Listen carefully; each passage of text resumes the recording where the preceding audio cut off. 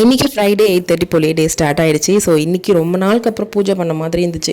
ட்ரிப்லாம் போயிட்டு வந்ததுக்கப்புறம் பூஜையே பண்ணலை, அப்படியே தள்ளி போயிட்டே இருந்துச்சா. ஸோ இன்றைக்கி எப்படியா பூஜை பண்ணிதான் சொல்லிட்டு தான் எல்லாத்தையுமே ரெடி பண்ணிட்டு இருந்தேன். காலையில் ஏஞ்சதும் நிலைவாசலில் கோலம் போட்டு விட்டுட்டேன், பூஜை ரூம்லேயும் கோலம் போட்டு விட்டுட்டேன். இன்றைக்கி பெருசாக என்னோடய வேலை எதுவுமே கிடையாது. இன்றைக்கி ஃபுல் அண்ட் ஃபுல் சாமி ரூம் படைச்சது எல்லாமே என்னோடய ஹஸ்பண்ட் தான். அவங்களே பூஜை ரூம்லாம் க்ளீன் பண்ணாங்க. க்ளீன் பண்ணிவிட்டு ஃப்ரெஷ்ஷாக பூவெல்லாம் மாற்றினாங்க. மாற்றிட்டு சாம்பிராணி வீடு ஃபுல்லாக சாம்பிராணி காமிச்சிட்டு அவங்களே ஃபுல் அண்ட் ஃபுல் படித்து முடிச்சிட்டாங்க. நான் வெறும் சாமி கும்பிட்றதுக்கு மட்டும்தான் இன்றைக்கி பூஜை ரூம் வந்திருந்தேன்.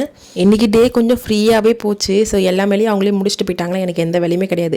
சிம்பிளாக லஞ்ச் பண்ணுற வேலை மட்டும்தான். இன்றைக்கி லஞ்ச் வந்து பெருசாக எதுவும் இல்லை. ஈவினிங் ஒரு பர்த்டே ஃபங்க்ஷனுக்கு போகணும். ஸோ அதனால் சிம்பிளாக லஞ்ச் பண்ணலாமேன்னு சொல்லிட்டு இன்றைக்கி வெறும் ஒயிட் ரைஸ், தயிர், வெண்டைக்காய் பொரியல் பண்ணிவிட்டேன். காரமாக உருளைக்கிழங்கு வறுவல் வச்சுட்டு சூப்பராக சாப்பிட்டாச்சு. சாப்பிட்டு முடிச்சு சூப்பராக ஒரு ஜூஸ் போட்டு குடிச்சிட்டு குட்டியாக ஒரு தூக்கம் போட்டு ஏஞ்சிட்டு ஃபங்க்ஷனுக்கு கிளம்ப வேண்டியது தான். வீட்டு பக்கத்தில் தான் ஃபங்க்ஷன். சரி பொறுமையாக போய்க்கலாம். 7:30 போல் தான் கிளம்பியிருந்தோம். கடைசியில் நாங்கள் போனதுக்கு அப்புறமா கேக் கட்டிங்கே பண்ணாங்க.